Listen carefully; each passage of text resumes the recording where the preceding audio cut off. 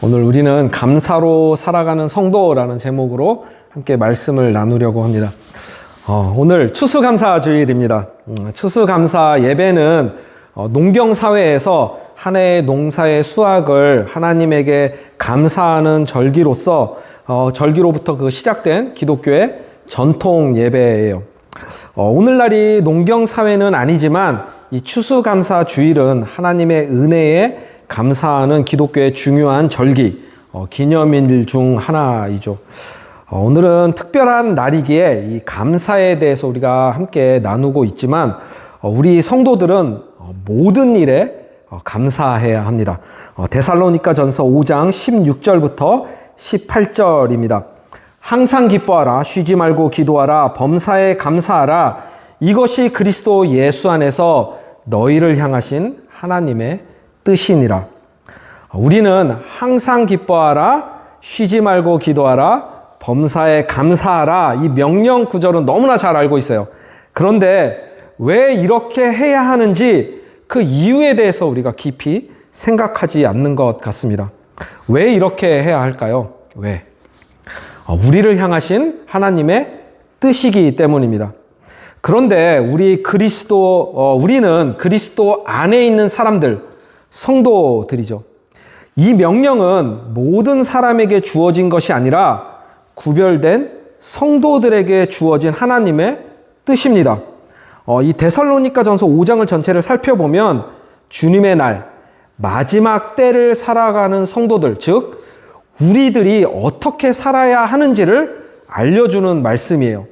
항상 기뻐하라, 쉬지 말고 기도하라, 범사에 감사하라. 이렇게 살아야 하는 하나님의 뜻은 우리가 흠없이 거룩하여져서 구원을 얻게 하기 위함입니다.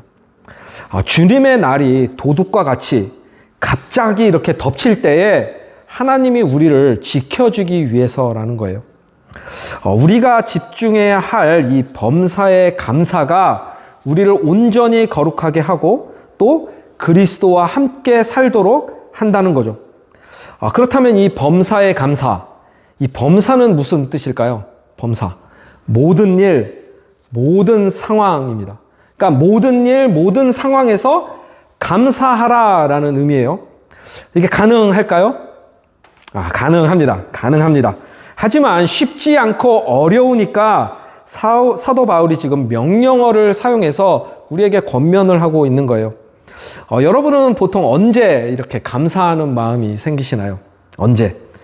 일반적으로 이 감사는 상황과 연결되는 감정이라는 생각이 들었습니다. 우리는 행복할 때 자연스럽게 감사합니다. 긍정 심리학에서는요, 이를 이용해서 감사를 연습하라고 해요. 이 감사를 연습하면 이 불안과 스트레스를 줄이는 호르몬인 세로토닌과 옥시토신이 분비된다고 합니다. 그러면 이것이 분비되면 우리의 행복감이 증진이 되고 또 긍정적인 자기인식이 강화가 된다고 해요. 그렇게 되면 우리의 전반적인 삶의 만족도가 올라가고 또 그렇게 우리가 행복을 느낄 수 있기에 규칙적인 감사 연습을 하라고 하는 겁니다. 그런데 우리가 이제 이렇게 평상시 일상생활에서는 감사 연습으로 행복감을 느낄 수 있어요. 하지만 인생에 고난이 찾아오고 또 아픔이 찾아오면 이 감사 연습으로 감사가 가능할까요? 진정한 감사가 가능할까? 관계의 단절에 의한 고통이나 이 상실의 아픔 가운데에서도 과연 우리는 감사할 수 있을까요? 이러한 상황에서 정말 감사를 표현한다면 세상 사람들은 이해하기가 어려울 것입니다. 믿는 성도들도 그렇게 감사하는 분을 보고 저분 정말 믿음이 좋으신가 봐. 어떻게 이런 상황에서 감사할 수 있지? 혹은 정말 감사하는 걸까? 겉으로만 이러는 거 아니야? 너무 힘드니까 이 감사함으로 오히려 이 상황을 자꾸 부정하려고 하는 것은 아닐까? 너무나 다양한 감정과 이 생각들이 우리 가운데 오고 갈 것 같습니다. 이 사도 바울이 말한 이 범사의 감사는요, 행복할 때만이 아니라 고통과 아픔 속에서도 감사하라는 권면입니다. 이것은 우리가 행복해지기 위해서 혹은 고통 속에서 벗어나기 위한 이 차원의 감사 연습이 아니에요. 모든 상황 가운데 진심으로 감사하라는 것이죠. 단순히 나의 만족이나 행복을 넘어서서 이 범사의 감사는 하나님의 뜻이라는 겁니다. 사랑하는 여러분, 우리는 어떠한 상황 속에서 이 그리스도 안에서 하나님의 뜻대로 감사할 수 있을까요? 어떻게 감사할 수 있을까? 오늘 우리가 함께 깊이 고민하고 나눠야 할 이야기입니다. 첫째로 우리 함께 따라해 봅시다. 그리스도의 평강이 마음을 다스릴 때 감사할 수 있습니다. 본문 15절입니다. 그리스도의 평강이 너희 마음을 주장하게 하라. 너희는 평강을 위하여 한 몸으로 부르심을 받았나니 너희는 또한 감사하는 자가 되라. 여기서 이 주장하게 하라, 브라베우 에토는요, 통치하게 하라, 판단 기준을 맡기라, 주도권을 넘기라 라는 뜻을 가진 명령어입니다. 우리의 마음은 항상 누군가 혹은 무언가에 의해 다스림을 받는다는 거예요. 그 마음을 다스리는 것에 의해서 우리의 사고와 행동이 지배를 받습니다. 때로는 상황이 우리의 마음을 다스리기도 하고요.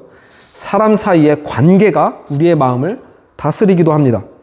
기쁨과 행복이 우리의 마음을 다스리기도 하지만 두려움, 분노, 걱정, 불안, 억울함, 슬픔, 이러한 마음들이 우리를 또 마음을 다스리기도 한다는 거예요.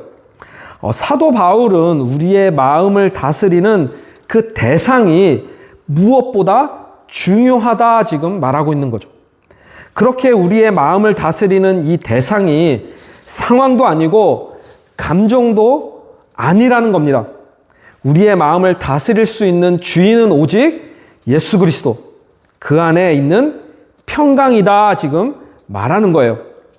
이 평강의 헬라어 에이레네는요, 심리적으로 평온하고 고요한 상태를 의미하는데, 중요한 것은 여기 안에 구원의 가치에 대한 올바른 인식에서 비롯된 평강을 의미하는 거예요. 단순하게 차분하고 안정적인 상태를 지금 말하는 게 아니라는 거예요. 아무런 문제도 없는 좋은 상황 때문에 우리가 평온한 것이 아니라 문제가 있는 상황 속에서도 예수님 때문에 누릴 수 있는 그 근원적인 평강을 지금 말하고 있는 것입니다. 사랑하는 여러분, 그리스도의 평강은요, 예수 그리스도의 십자가와 부활, 즉 완성된 구원을 통해 흐르는 평강입니다. 우리는 더 이상 하나님과 원수되었던 존재가 아니고 하나님의 자녀이며 하나님의 나라를 상속받았습니다. 죄사함을 받았고 마지막 심판에서 건짐을 받았어요. 우리 믿는 성도들의 최종 목적지, 그 인생의 결말이 이미 결정되었다는 겁니다. 하나님으로부터 주어진 이 구원의 은혜가 온전한 믿음으로 우리 안에 받아들여질 때 우리 마음 가운데 평강이 일어난다는 거예요. 우리 마음을 그리스도의 평강이 다스리게 됩니다. 연습으로 감사하는 것이 아니라 감사는 내 안에서 자연스럽게 흘러나오는 은혜의 반응이 된다는 거예요. 지금 여러분의 마음을 한번 살펴보십시오. 여러분의 마음을 다스리고 있는 것은 무엇인가요? 우리가 감사하지 못하는 이유는 상황 때문이 아닙니다.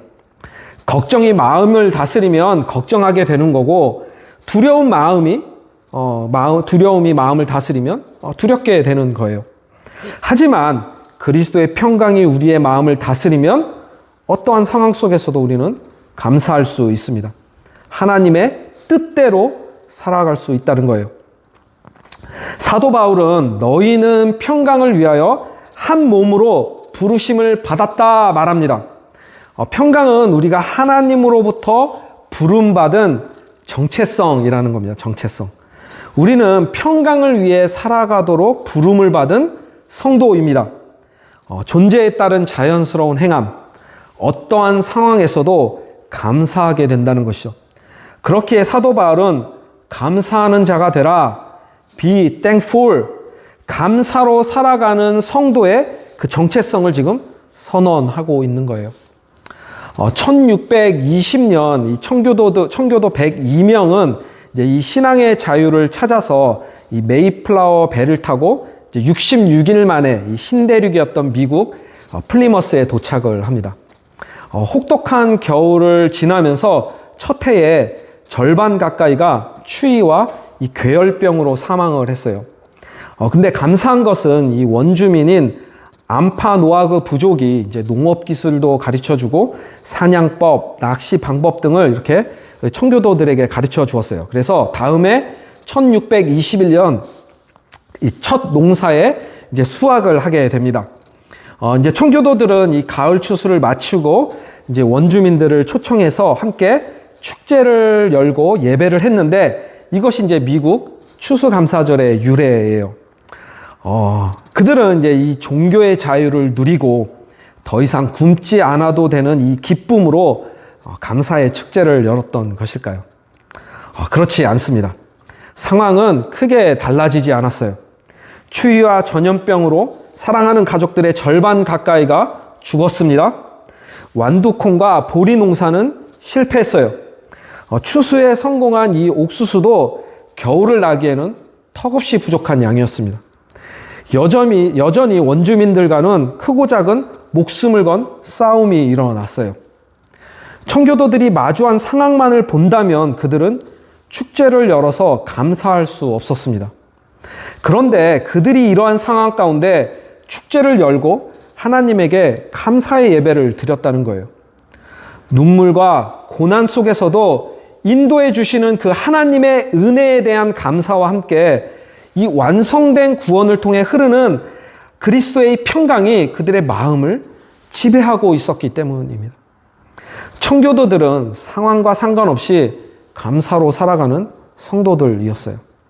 사랑하는 여러분, 예수님의 이 평강이 여러분들의 마음을 다스리도록 온전히 주님께 내어드리십시오. 예수님 안에서 우리가 어떠한 존재로 부름을 받았는지 명확하게 인지를 하고 있다면 감사는 단순한 감정이 아니라 구원받은 성도의 자연스러운 그 믿음의 반응이 됩니다. 우리는 어떠한 상황 속에서도 그리스도 예수 안에서 하나님의 뜻대로 그렇게 온전히 감사하며 살아가는 성도라는 거예요. 자, 둘째로 따라해 봅시다. 하나님을 찬양할 때 감사할 수 있습니다. 본문 16절 하반절입니다. 시와 찬송과 신령한 노래를 부르며 감사하는 마음으로 하나님을 찬양하고, 우리는 어떨 때 이렇게 자연스럽게 우리의 입에서 노래가 흘러나올까요? 마음이 평안하고 기쁠 때 노래를 부르게 됩니다. 반대로 마음이 괴로울 때, 또 두렵거나 낙심될 때는 이 노래가 나오지 않아요. 노래가 막혔다는 것은 마음의 여유가 사라졌다는 뜻이고 감사도 메말라버린 상태입니다. 그런데 사도 바울은 좋을 때만이 아니고 힘들고 어려운 상황 속에서도 찬양하라 권면합니다. 왜냐하면 찬양은 단순한 감정의 표현이 아니라 마음을 하나님에게 내어드리는 믿음의 행위이기 때문이에요. 감사가 어려울 때 찬양은 우리의 시선을 상황이 아닌 하나님에게로 돌려놓습니다. 우리의 마음을 짓누르고 있는 그 문제나 상황보다 비교할 수 없이 크신 하나님을 바라보도록 그 우리의 시선을 고정한다는 거예요. 찬양이 우리의 마음을 주님이 주시는 그 평강으로 채운다는 거죠. 감사할 수 있기 때문에 찬양하는 것이 아니라 찬양할 때 감사가 살아납니다. 상황은 변한 것이 없어도 그 상황을 마주하는 우리의 마음이 찬양으로 인하여 바뀐다는 거예요. 여기서 중요한 것은 우리가 단순히 노래하고 찬양하라는 것이 아닙니다. 찬양 자체가 목적이 아니에요. 말씀이 분명한 찬양의 그 대상을 제시해주고 있어요. 누구를 찬양하라고 말하나요? 하나님을 찬양하라 말하는 거예요. 우리가 하나님을 찬양할 때 하나님이 어떠한 분이신지를 우리가 알 수 있다는 거죠. 우리를 구원하시고 붙드시며 인도하시는 하나님의 사랑과 은혜를 입술로 직접 우리는 고백하게 됩니다. 그 순간 우리의 마음은 하나님의 사랑과 은혜를 기억하게 되고 잊어버리고 있던 그 감사를 기억하게 된다는 거예요. 상황 속에서 흔들렸던 그 마음이 하나님의 그 은혜로 인하여 다시 그리스도의 평강으로 다스려진다는 것이죠. C.S. 루이스의 스크루테이프의 편지라는 책이 있습니다. 읽어보신 분 계시나요? 아직 안 읽어봤어요. 읽어보세요. 재밌습니다. 고위 악마인 이 스크루테이프가 신참 악마이면서 자기 조카인 워무드에게 이 편지로 조언을 하는 내용이 담긴 책이에요. 각각의 악마들은 자신이 맡은 사람들을 환자라고 부르는데요. 우리가 이제 환자예요. 어떻게 하면 이 환자들이 자기의 원수인 이 그리스도와 멀리 떨어질 수 있는지를 그 방법을 이제 스크루테이프가 자기 조카 워무드에게 알려주는 거예요. 그 방법 중에 이 감사에 대한 내용이 있어서 잠깐 소개를 하려고 합니다.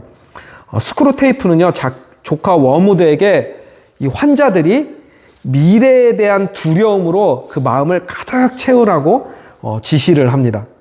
그러면 이 두려움 자체에 집중하게 돼서 현재 하나님이 주신 그 은혜를 보지 못하고 감사를 하지 못하게 된다는 거예요. 또한 지금 우리가 누리고 있는 그 모든 것들이 너무나 당연한 것, 지극히 당연한 것으로 여기게 되면 이 감사가 사라지고 불평이 시작된다고 알려줍니다. 악마들이 이렇게 하는 이유는요, 이들이 부르는 끔찍한 회복이 뭐냐면 감사예요. 이 끔찍한 회복이라는 감사가 신앙 회복의 핵심이라는 사실을 너무나 그 악마들은 잘 알고 있었기 때문입니다. 이 감사하는 마음을 되찾은 환자는 하나님에게 다시 돌아가서 기쁨을 회복하게 된다는 거예요. 감사는 환자의 그 영혼을 하나님 쪽으로 강하게 되돌려 놓는 그 힘을 가지고 있기 때문에 이 스크루테이프는 워무드에게 환자의 마음을 미혹해서 이 현재의 감사를 무조건 막으라고 이렇게 말을 합니다. 그런데 이 감사를 막지 못하면 결국 환자를 놓치게 된다고 경고를 하고 있는 거예요. 사도행전 16장 24절, 25절입니다. 그가 이러한 명령을 받아 그들은 깊은 옥에 가두고 그 발을 착고에 든든히 채웠더니 한밤중에 바울과 실라가 기도하고 하나님을 찬송하며 죄수들이 듣더라. 사도 바울과 실라는 빌립보에서 귀신 들린 여자를 고쳐주었는데 오히려 매우 많은 매질을 당하고 또 깊은 감방에 갇히게 됩니다. 그들의 상황은 우리가 상상했던 것보다 훨씬 고통스러웠어요. 억울했죠. 그리고 매를 심하게 맞았기 때문에 육체적인 고통이 있었습니다. 또한 앞날에 불확실함이 있죠. 감옥에 갇혔으니까. 그 어떤 것도 감사나 찬양을 불러낼 수 있는 상황이 아니었어요. 그런데 바울과 실라는 기도하고 하나님을 찬양합니다. 그 감옥 어두움 속에서 모든 죄수들이 들을 수 있도록 하나님을 찬양합니다. 어떻게 이럴 수 있었을까요?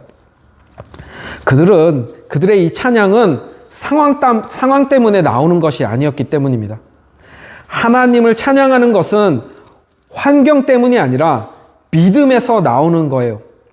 그들의 마음을 지배하고 있었던 것은 감옥의 두려움이 아니라 그리스도 안에 주시는 평강이었고 그 평강이 그들의 감사의 찬양의 문을 열어주었습니다. 말씀이 우리에게 말하는 찬양이 바로 이러한 찬양입니다. 상황이 좋아서 부르는 노래가 아니라 상황을 넘어서 하나님을 바라보게 하는 믿음의 찬양입니다. 사랑하는 여러분, 하나님을 찬양한다고 그 즉시 상황이 바뀌지 않을 수 있습니다. 그러나 감사로 찬양을 하면 우리의 마음이 바뀝니다. 우리의 시선이 바뀝니다. 우리의 마음과 영이 하나님에게로 향하게 됩니다. 감사가 어려울 때일수록 하나님을 찬양하십시오. 입술을 열어 하나님을 높이십시오. 그 찬양 속에서 성령님이 우리의 마음을 만지시고 감사를 회복시키시고 또 우리의 무너진 영혼을 다시 세워주실 것입니다. 셋째로 또 한번 따라해 봅시다. 그리스도와 함께 그리스도 안에서 감사할 수 있습니다. 본문 17절입니다. 또 무엇을 하든지 말에나 일에나 다 주 예수의 이름으로 하고 그를 힘입어 하나님 아버지께 감사하라. 사도 바울은 우리에게 감사의 근원과 방향을 분명하게 알려줍니다. 우리가 어떻게 감사할 수 있는지, 그리고 어떤 감사가 하나님을 기쁘게 하는 감사인지를 지금 알려주는 말씀이에요. 먼저 무엇을 하든지라는 표현에 우리가 주목을 해야 합니다. 앞에서도 나눴지만 감사는 범사의 모든 일에 감사해야 합니다. 감사는 단순한 감정이 아니라 우리의 삶 전체, 평범한 일상, 관계 속에서의 대화, 일터에서의 태도, 그리고 작은 선택들까지 그 모든 영역을 아우르는 삶의 태도입니다. 그렇게 중요한 기준이 있다는 거예요. 무엇을 하든지 전부 주 예수의 이름으로 하라는 것이죠. 우리의 모든 말과 행동이 예수님의 성품과 복음의 진리에 합당하게 드러나야 하고 우리의 삶이 주님의 영광을 드러내야 한다는 것입니다. 그러나 우리는 우리의 힘으로 이 범사에 감사할 수 없어요. 우리의 감정은 늘 상황에 따라 변하고 죄된 본성은 감사하지 못하게 만듭니다. 현실은 이 감사의 조건들을 빼앗아갈 때가 너무나 많아요. 그렇게 사도 바울은 감사의 능력이 우리 안에 있는 것이 아니라 예수님 안에 있다고 말하는 거예요. 그리스도를 힘입어 예수님이 주시는 능력, 은혜, 또한 구원이 그 구원을 통해서 우리는 감사할 수 있습니다. 사랑하는 여러분, 여기서 우리가 감정에 대해서 조금 깊이 다루고 조심스럽게 다루어야 합니다. 우리가 예수님의 이름으로 예수님이 주시는 능력을 힘입으면 우리의 모든 부정적인 감정이 사라지고 감사만 남는다는 말이 아니에요. 우리는 마주하고 있는 상황 때문에 여전히 걱정이 될 수 있고 두려워할 수 있으며 또 슬픔에 잠길 수도 있습니다. 하나님은 인간을 다양한 감정을 느끼는 존재로 창조하셨기 때문에 우리가 이러한 감정을 느끼는 것은 너무나 당연하고 자연스러운 일입니다. 오히려 이러한 감정을 무시한다면 스스로에게 정직하지 못하고 현실을 회피하는 것이죠. 사도 바울은 우리의 감정을 부정하거나 억누르라고 지금 말하는 게 아니에요. 오히려 성도들도 감정에 흔들릴 수 있고 연약함에 눈물을 흘릴 수도 있으며 또 두려움과 걱정이 찾아올 수 있음을 분명히 알고 있습니다. 그러나 중요한 것은 이러한 감정들이 우리의 마음을 다스리지 못하도록 하라는 거예요. 우리의 마음을 다스리는 주인은 오직 그리스도의 평강이어야 한다는 거죠. 그렇기 때문에 우리는 감정의 파도 속에서 예수님의 이름으로 나아가야 합니다. 두렵기에 주님을 찾고 슬퍼서 주님의 이름을 붙잡고 혼잡스럽기에 주님의 이름을 불러야 한다는 거예요. 그리스도와 함께 그리스도 안에 있어야 비로소 우리의 마음이 흔들리지 않습니다. 그리스도의 평강이 우리의 마음을 다스리고 모든 일에 감사로 하나님을 바라볼 수 있는 그 믿음의 시선을 우리는 가져야 한다는 것이죠. 결국 감사는 우리의 힘이 아니라 예수님으로부터 흘러나오는 은혜의 반응이에요. 우리가 예수님의 이름으로 모든 일을 할 때 그리스도를 힘입어 하나님에게 감사할 수 있습니다. 사랑하는 여러분, 우리는 어떠한 모든 상황 속에서 하나님의 뜻대로 감사할 수 있나요? 정리해 봅시다. 첫째, 그리스도의 평강이 우리의 마음을 다스릴 때 감사할 수 있습니다. 우리의 마음은 바람 앞에 촛불처럼 너무나 쉽게 흔들려요. 갑작스러운 위기 앞에서는 금세 꺼져버릴 듯 하죠. 이때 필요한 것은 그 상황의 마음을 빼앗기는 것이 아니라 그리스도의 평강이 우리의 마음을 다스리도록 내어드리는 것입니다. 상황은 변하지 않아도 우리의 마음이 하나님을 향할 때 우리는 감사할 수 있습니다. 둘째, 하나님을 찬양할 때 우리는 감사할 수 있어요. 하나님에게 드리는 찬양은 우리의 감정에서 흘러나오는 것이 아니라 우리의 믿음으로 드리는 하나님을 향한 고백입니다. 찬양은 감사로 나아가는 문이죠. 힘들고 두렵고 아프기에 우리는 하나님을 찬양합니다. 찬양할 때 우리의 시선이 하나님을 향하고 우리의 마음을 그리스도의 평강으로 채우기에 우리는 감사할 수 있습니다. 셋째, 그리스도와 함께 그리스도 안에서 우리는 감사할 수 있습니다. 그리스도의 이름으로 살아가고 그리스도를 힘입어 살아갈 때 감사의 능력이 나타납니다. 감사는 신앙의 습관이 되고 믿음의 호흡이 되며 삶의 언어가 됩니다. 사랑하는 여러분, 삶의 문제와 고난이 해결될 때 그럴 때 감사하는 것이 아니에요. 삶이 평안하고 행복해서 감사하는 것도 아닙니다. 예수 그리스도의 평강이 우리의 마음을 다스릴 때 비로소 우리는 모든 일에 감사하게 됩니다. 주님, 내 마음을 주님의 평강으로 다스려 주세요. 모든 상황 속에서도 하나님을 찬양하게 해주세요. 나의 모든 삶의 순간들이 주님의 이름으로 살아가며 주님의 주시는 그 힘을 의지하여 살아가게 해주세요. 범사에 하나님께 감사하는 사람이 되게 하여 주세요. 여러분의 입술에서 온전한 감사의 고백이 되기를 축복합니다. 그렇게 그리스도의 평강이 마음을 다스리고 하나님께 감사의 찬양을 드리며 그리스도와 함께 그리스도 안에서 감사로 살아가는 위드인 교회 모든 성도가 되기를 주님의 이름으로 간절히 축복합니다. 아멘.